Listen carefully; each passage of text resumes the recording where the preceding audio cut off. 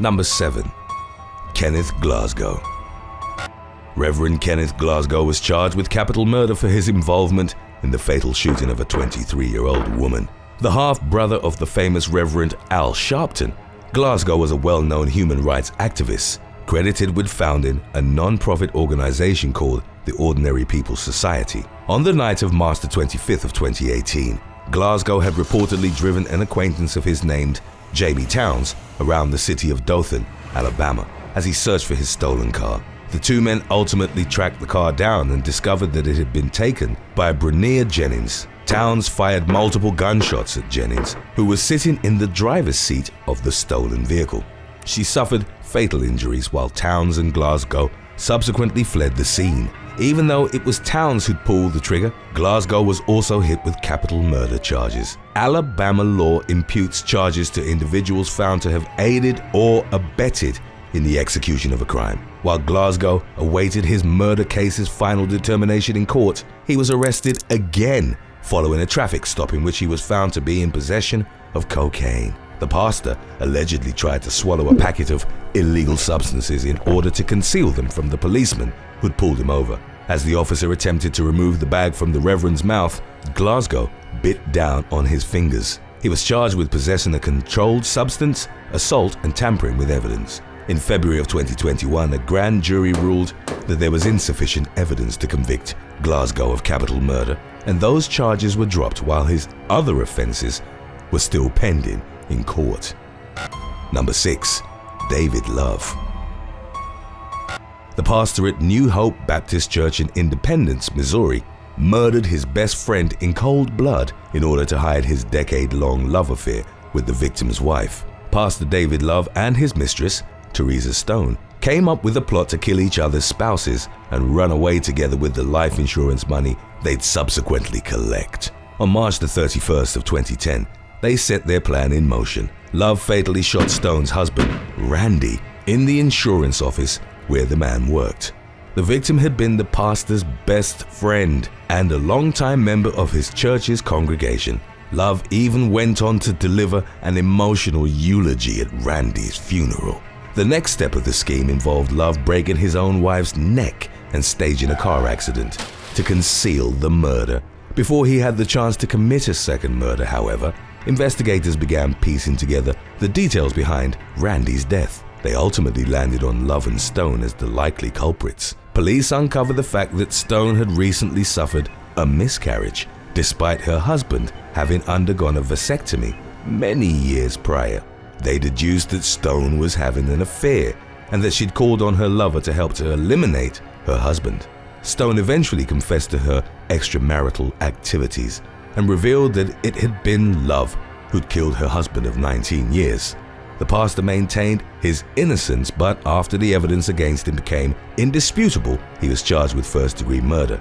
In November of 2011, he avoided the death penalty by taking a plea that reduced the charges down to second-degree murder. He was sentenced to life in prison, while Stone was sentenced to 8 years after pleading guilty to charges of conspiracy to commit murder. Number 5. Kenneth Copeland.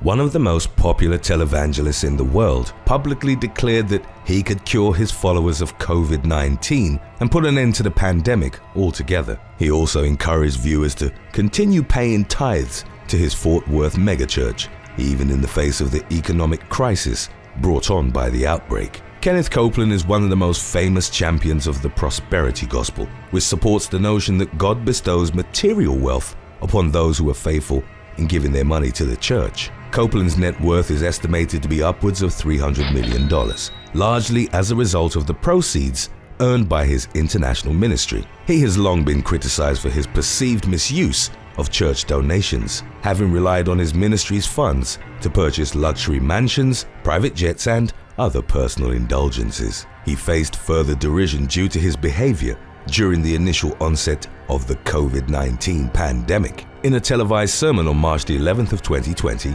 Copeland told viewers to place their hands on their television sets so that he could permanently heal them of the disease. On March the 29th, Copeland claimed that he had executed judgment on COVID-19 and that the pandemic would come to an end as a result. During a sermon in April, in a video that was ridiculed online, he blew air out of his mouth in the direction of the camera, claiming to have blown the wind of God at the coronavirus.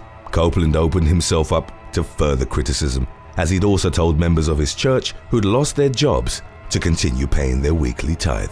Copeland's response to the pandemic was widely mocked, with many finding his statements dangerous, irresponsible, and to be minimizing the seriousness of the illness. Number 4. Jacob Malone. 37-year-old Jacob Malone was accused of orchestrating a murder-for-hire plot while he was still incarcerated for a previous crime. Malone formerly served as the youth pastor at Calvary Fellowship Church in Downingtown, Pennsylvania. He eventually resigned from his position in November of 2015 after allegations had surfaced that Malone had abused a young woman who'd come to live with him and his wife. Church leaders learned of the assault, which had resulted in the victim getting pregnant, and Malone was consequently forced to step down. He pleaded guilty to the offense in 2017 and was sentenced to 3 to 6 years in prison by Judge Jacqueline Cody. While serving out his term, Malone reportedly asked fellow inmate Angelo Tomeo to murder both Judge Cody and the head pastor at the Fellowship Calvary, Harold Lee, who'd been a key witness in Malone's conviction. In exchange for carrying out the killings, Malone offered Tomeo over $5,000, but the latter turned him down and reported his proposal to detectives. 2 months later, the former youth pastor approached yet another inmate with a similar proposition, but was rejected once again. When investigators followed up on and confirmed Tomeo's claims about his former cellmate, Malone was ultimately charged with criminal homicide, aggravated assault, and terroristic threats. Number 3. Frederick Smith. A pastor from Memphis, Tennessee, was arrested on felony theft charges after stealing the identity of a 77-year-old member of his church and using it to commit credit card fraud. The inception of Pastor Frederick Smith's scam dated back to May of 2015. Smith had asked Clevie Williams, a founding member of the New Life Holiness Church congregation, to serve as a prayer leader on the church's motherboard. Williams was honored by Smith's request and enthusiastically accepted it, but the decision swiftly proved to be ill-fated. Smith claimed that he would need certain pieces of personal information from Williams in order to make her position official. He subsequently obtained her social security number, driver's license, and information from one of her utility bills. Not long after giving this sensitive information to the pastor, Williams began receiving credit card invoices showing charges between $10,000 and $60,000.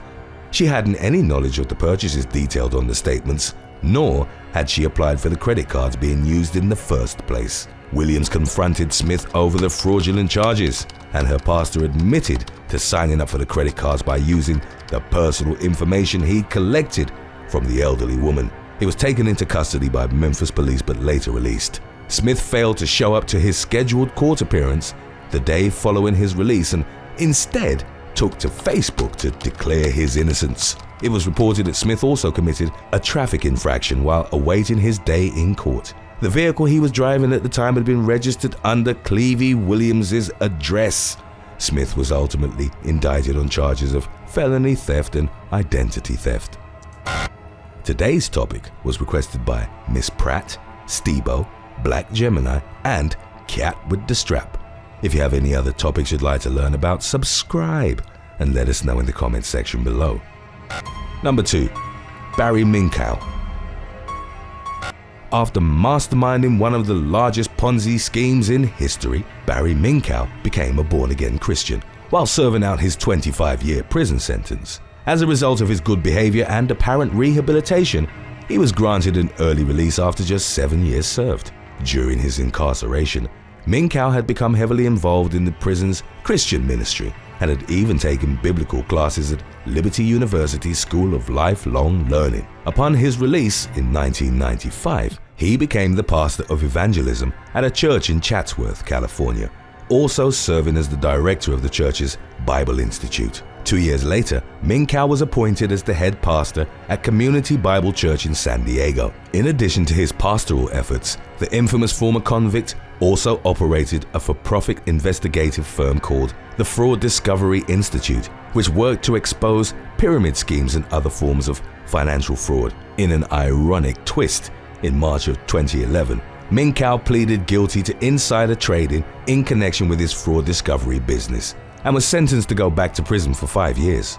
Around the same time of his second conviction, rumors began circulating that MINKOW had been defrauding members of his own church for some time. One elderly woman from the Community Bible Church claimed that the pastor had swindled her out of $300,000. A widower told investigators that MINKOW had stolen $75,000 from him after claiming he would donate the money to a hospital in Sudan. Instead, MINKOW directed much of the money given to the church towards helping to finance a movie about his life.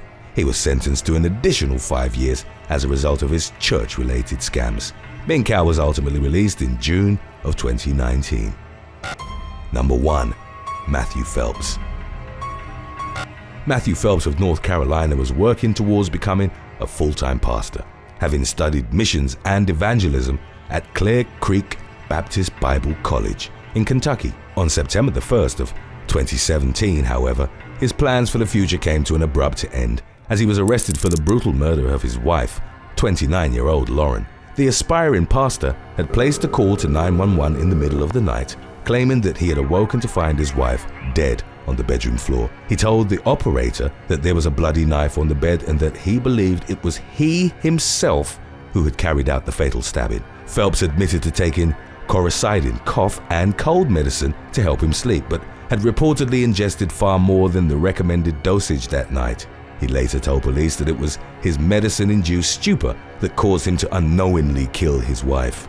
After initially pleading not guilty, Phelps ultimately pleaded guilty to first-degree murder and was sentenced to spend the remainder of his life behind bars. Although Phelps blamed his wife's death on his own abuse of coricidin, it was discovered in the case's legal proceedings that the couple's marriage had been fraught with rising tensions leading up to the incident. Phelps was allegedly spending more money than they could afford to lose, and Lauren had consequently made plans to leave him. Additionally, it was revealed in court that Phelps had developed an obsession with the 2000 film American Psycho, which centers on a narcissistic man who is secretly a serial killer. Phelps had also expressed to a friend that he was curious what it would feel like to kill someone. The victim's autopsy indicated that she'd been stabbed a total of 123 times, including 44 cuts to her face and neck.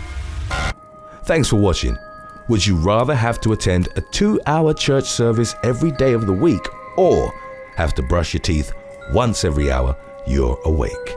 Let us know in the comments section below.